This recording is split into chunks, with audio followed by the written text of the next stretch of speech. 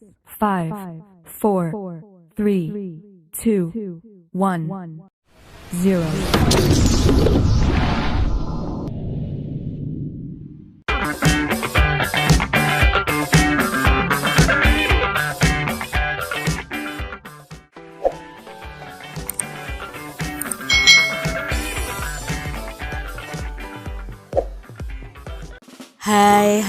Hai. Selamat datang di channel YouTube Kak Citra. Apa kabar adik-adik semuanya? Kak Citra berharap kalian dalam keadaan yang baik, sehat, dan siap untuk belajar ya.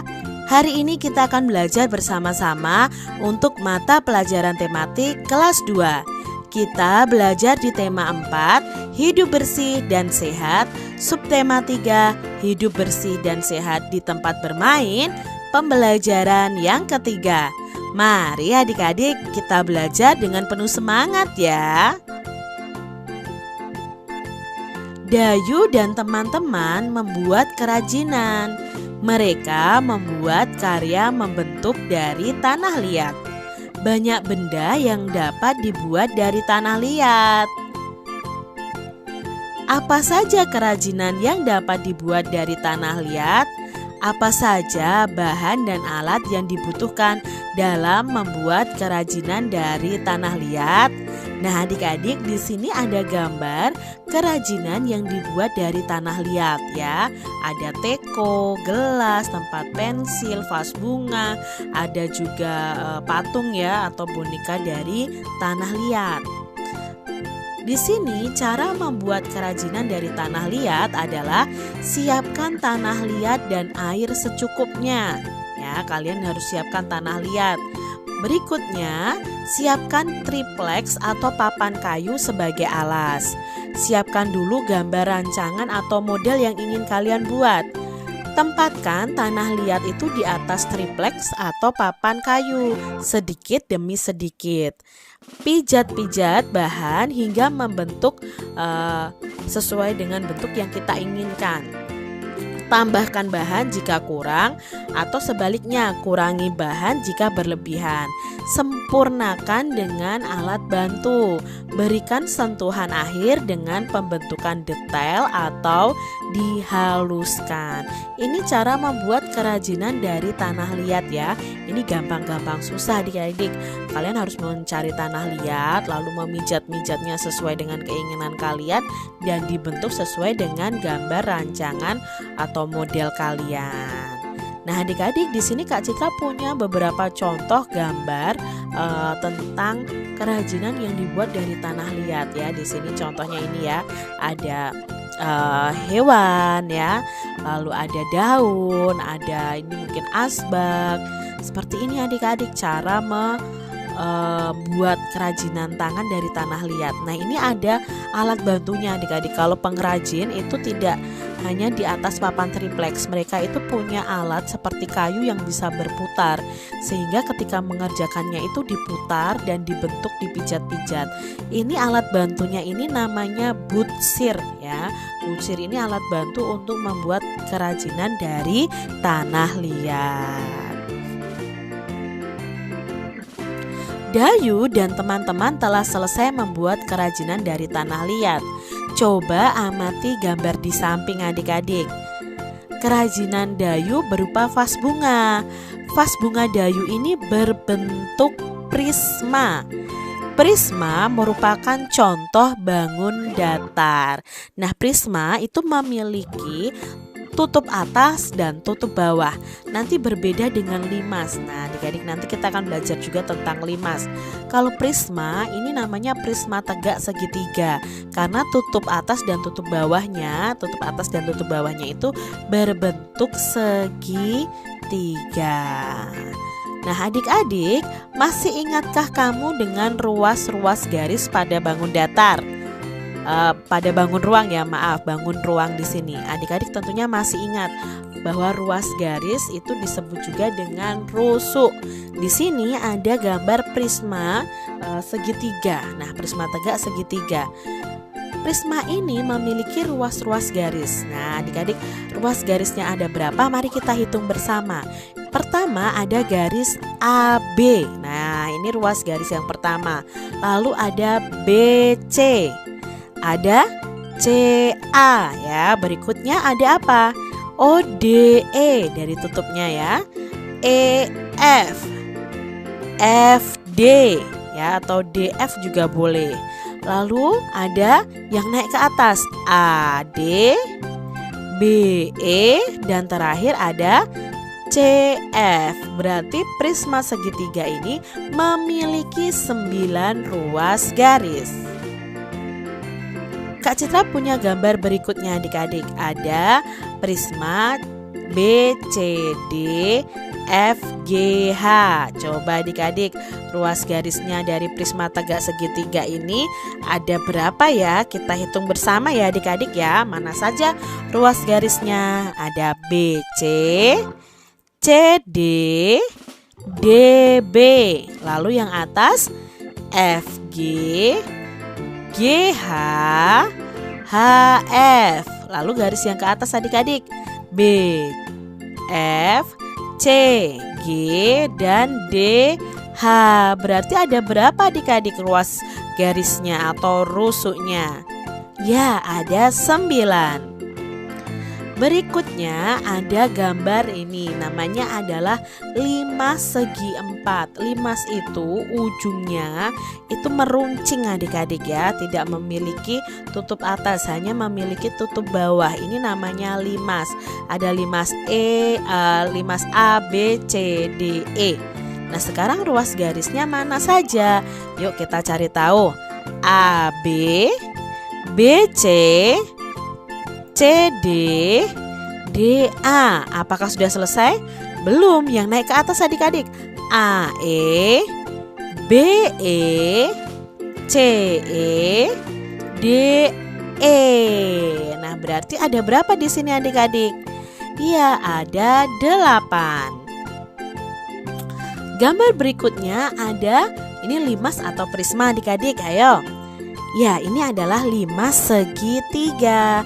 Yuk kita cari tahu ruas garis atau rusuknya. AB, BC, CA.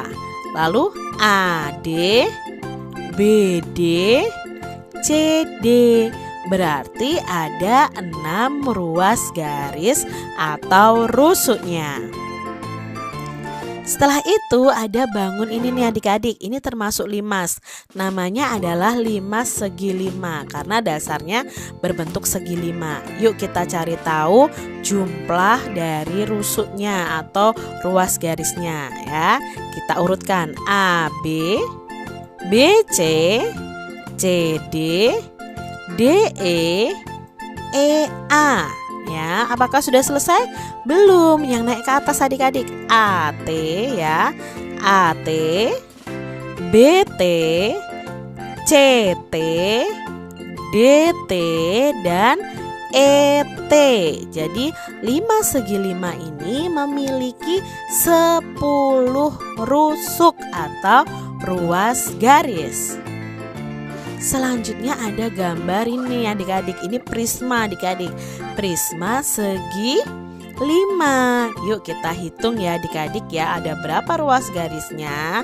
Kita mulai dari KL, LM, MN, NO, OK. Apakah sudah selesai? Belum, ini baru tutup bawahnya. Sekarang tutup atasnya. PH, HR, RS, ST, TP. Nah, apakah sudah selesai? Belum, sekarang yang garis tegaknya. KP, LH, MR, NS, OT. Berarti prisma tegak segi 5 itu memiliki 15 rusuk atau 15 ruas garis. Adik-adik, membuat kerajinan dari tanah liat dapat membuat lingkungan menjadi kotor. Setelah membuat kerajinan, lingkungan harus segera dibersihkan. Nah, di sini kita lihat ya percakapan Dayu dan teman-temannya. Teman-teman, tempat kita menjadi becek, kumus dan banyak bercak-bercak tanah. Tempat ini harus kita bersihkan kembali, kata Dayu. Betul, Dayu? Nah, tempat ini juga berantakan. Kita juga harus merapikannya kembali. Adik-adik, setelah kalian bermain, kalian harus merapikan ya, merapikan tempat kalian bermain. Apa isi pembicaraan Dayu dan teman-temannya? Isinya adalah tentang membersihkan tempat bermain yang kotor. Pertanyaan berikutnya, tempat Dayu dan teman-teman membuat kerajinan itu menjadi kotor. Apa yang akan mereka lakukan? Ya, mereka akan bersama-sama membersihkannya. Apa yang akan kamu lakukan jika kamu itu menjadi salah satu teman Dayu di tempat membuat kerajinan itu? Tentunya kalian akan ikut membantu membersihkannya. Apakah kamu setuju dengan sikap Dayu dan teman-teman? Ya, tentunya setuju adik-adik, karena itu sikap yang baik, menjaga kebersihan. Adik-adik, apa yang akan terjadi jika tempat membuat kerajinan yang kotor dibiarkan saja? Nah, yang akan terjadi adalah ya tempatnya akan kotor, becek, berantakan, dan bisa menjadi sarang penyakit. Di sini ada 3 kosakata yang akan kita pelajari makna atau artinya. Tadi ada kata becek. Becek itu artinya tempat yang berair. Lalu ada kata bercak. Bercak itu noda atau kotoran berupa bintik-bintik kecil. Sedangkan kata kotor itu artinya kotor dan tercemar. Jadi adik-adik tambah 3 kosakata lagi nih dengan artinya. Tempat yang kumuh dan becek harus dibersihkan. Tempat yang kumuh dan becek itu harus segera dibersihkan loh adik-adik. Tempat kumuh membuat lingkungan menjadi bau. Bau tidak enak akan membuat tempat tidak nyaman. Udara di sekitar menjadi tercemar. Pencemaran lingkungan bisa menimbulkan penyakit. Tempat yang becek juga dapat membahayakan diri. Tempat yang becek itu mengandung air. Jika tidak berhati-hati saat berjalan, dapat terpeleset dan jatuh. Kepala bisa terbentur ke lantai. Oleh sebab itu, kita harus menjaga keselamatan diri. Caranya dengan menjaga kebersihan lingkungan agar tidak kumuh dan becek. Mari adik-adik kita jaga lingkungan kita ya, apalagi tempat bermain adik-adik semuanya. Amati gambar berikut dan hubungkan dengan lingkungan di sekitarmu. Apa saja informasi yang kamu peroleh dari gambar? Adakah lingkungannya yang seperti ini di sekitar tempat tinggalmu atau di sekitar sekolahmu? Lingkungan tempat bermain yang kotor. Ya, jangan sampai ya adik-adik ya, kita harus segera membersihkannya. Buatlah hasil pengamatan terhadap gambar dalam bentuk laporan sederhana. Nah, di sini ada laporan tentang lingkungan yang becek dan kumuh. Kak Citra hanya mengembangkan sedikit saja laporannya, kalian bisa tambahkan. Lingkungan yang becek dan kumuh sangat tidak sedap dipandang mata. Ciri-ciri lingkungan yang becek dan kumuh adalah banyak genangan air, banyak sampah dan berantakan. Lingkungan yang becek dan kumuh harus segera dibersihkan supaya tidak menjadi sarang kuman dan penyakit. Nah, adik-adik bisa teruskan sendiri ya dengan kalimat kalian masing-masing. Demikian tadi adik-adik pembahasan kita di tema 4, subtema 3, pembelajaran yang ketiga. Semoga video pembelajaran ini bermanfaat untuk adik-adik semuanya.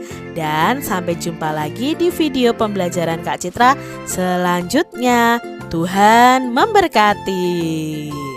Jangan lupa tekan tombol subscribe, lalu tekan loncengnya, tekan juga tombol like, lalu share ke media sosial kalian. Jangan lupa untuk ikuti media sosial Kak Citra. Terima kasih.